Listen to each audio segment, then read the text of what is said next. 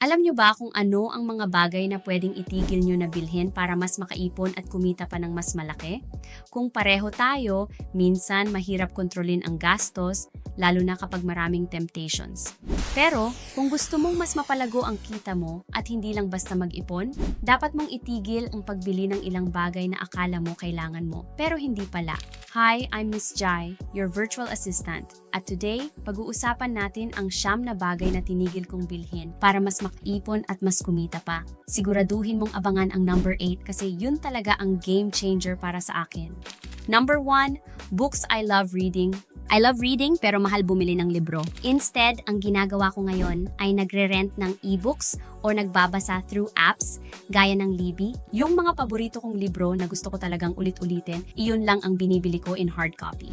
Imbis na gastusin ang pera sa sobrang daming libro, mas ginagamit ko ito sa ibang mas importanteng bagay. Nung una, bumibili ako ng physical copy ng lahat ng libro. Pero napansin ko, nagiging clutter lang. Nung sinubukan ko mag-e-book at mag-rent ng libro, grabe, laki ng tipid. Simulan mo rin, libre lang sa library apps. Check mo ngayon ang bookshelf mo. Meron bang libro dyan na hindi mo na binabasa? Subukang mag-rent na lang sa susunod. Kapag may gusto kang basahin, kailangan mo ba talagang bilhin?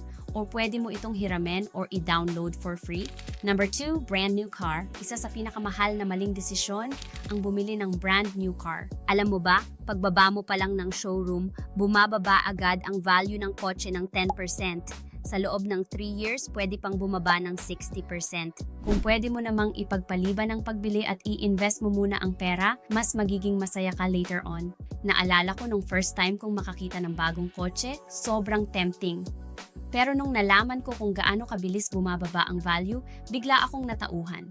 Kaya imbis na bumili, nag-ipon ako at nag-invest muna sa ibang bagay na magbibigay sa akin ng kita. Dito sa atin, minsan ang hiya kaya tayo bumibili ng bago para hindi tayo isipin na nahuhuli. Pero tandaan, hindi mo kailangang magpabongga para lang masabing successful ka. Mas okay ba sa'yo na maghintay ng konti para makabili ng mas maganda at mas abot kaya in the future? Number 3, mga souvenirs. Gusto ko talagang mag-travel pero isa sa mga tinigilan kong bilhin ay souvenirs. Imbis na mag-uwi ng mga shot glasses or fridge magnets na magulo sa bahay, nagjo-journal ako para maalala ko ang bawat trip ko. Mas sulit pa yon kaysa sa mga bagay na kukunin lang ng alikabok sa bahay. Nung last travel ko sa Baguio, sobrang tempting bumili ng lahat ng cute souvenirs. Pero sa huli, mas natuwa ako nung nireview ko yung mga pictures and entries ko sa journal. Hindi ko na kailangan ng mga keychains at shot glasses. Alam naman natin, ang simpleng buhay ay mas magaan sa isipan. Sa probinsya, simple lang, walang clutter, pwede rin natin itong i-adapt sa lifestyle natin. Next time mag-travel ka, try mo mag-journal or mag-video diary imbes na bumili ng souvenirs. Tingnan mo kung mas masaya kang balikan ang mga alaala kesa sa gamit na naipon. Sa tingin mo, mas magiging memorable ba ang travel mo kung magsusulat ka ng mga experience mo kaysa bumili ng mga souvenirs? Number 4, updated version ng gadgets. Lahat tayo guilty dito. Dati bili ako ng bili ng latest version ng gadgets, pero napansin ko na hindi naman ito nagpapasaya ng sobra. Kung okay pa naman yung current gadget mo, hindi mo na kailangan palitan agad. Save mo yung pera para sa iba pang importanteng bagay.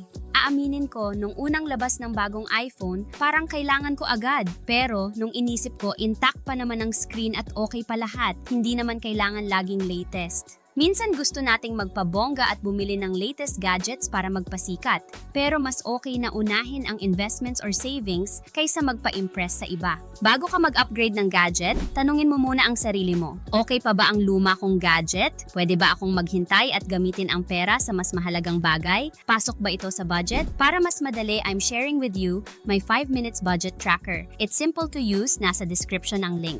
Bago ka ba bumili ng bagong gadget, tinatanong mo ba sa sarili mo kung gaano kalaking pagbabago ang ibibigay nito sa'yo?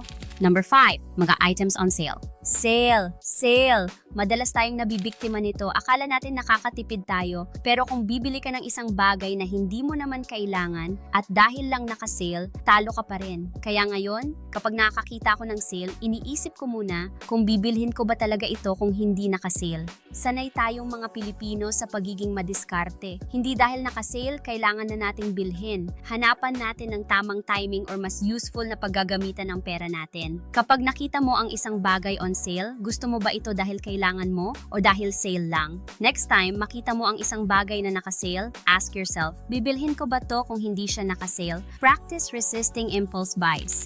Number 6. Investments na hindi ko naiintindihan. I stopped investing sa mga bagay na hindi ko naiintindihan. Kailangan ko ng kahit basic understanding sa investments bago ko ilagay ang pera ko. Tandaan, walang ibang mag-aalaga ng pera mo kundi ikaw. Mahalaga sa atin ang pamilya, kaya gusto nating makatulong agad. Pero dapat naiintindihan mo ang bawat investment para mas sustainable ang pagtulong mo. Pag-aralan mo muna bago isabak ang pera mo. This week, basahin mo muna ang basics ng investment o kausapin mo ang mga taong may alam. Kahit paunti-unti, matutunan mo kung paano gamitin ang pera mo ng tama. Sigurado ka bang naiintindihan mo ang bawat investment na pinapasukan mo? Number 7, fast fashion. Dati bili ako ng bili ng mura pero low quality na damit. Pero na-realize ko ang mga damit na yon mabilis masira o mawala sa uso. Ngayon, quality over quantity na ako. Bumibili ako ng mas kaunting damit pero sigurado akong tatagal ito. Hindi kailangan ng bonggang wardrobe. Sa probinsya, simple lang ang buhay pero maayos. Mas okay nang may iilang damit pero siguradong magtatagal kesa sa maraming murang madaling masira. Tingnan mo ngayon ang closet mo. May mga damit ka bang hindi na ginagamit or mabilis masira? Subukang bawasan at unahin ang kalidad kesa dami. Bumibili ka ba ng mga damit na magtatagal or dahil mura lang? Number 8. High maintenance expenses. I stopped getting my nails, hair, and lashes done regularly. Not only expensive, but also time-consuming. Yung time na ginugugol ko sa salon, mas magagamit ko sa pagtatrabaho or ibang mas produktibong bagay. Alam mo naman, madiskarte tayo. Pwede kang mag-DIY ng mga bagay na high maintenance dati para makatipid. Simpleng tips tulad ng sariling ayos ng buhok or simple makeup ay makakatipid na. Bawasan ang high maintenance beauty treatments sa isang buwan at subukan ang DIY or simpler options. Tingnan mo kung gaano kalaki ang matitipid mo. May ibang bagay ba sa routine mo na pwede mong itigil para makatipid ng oras at pera? Number 9. Holiday gifts prenup.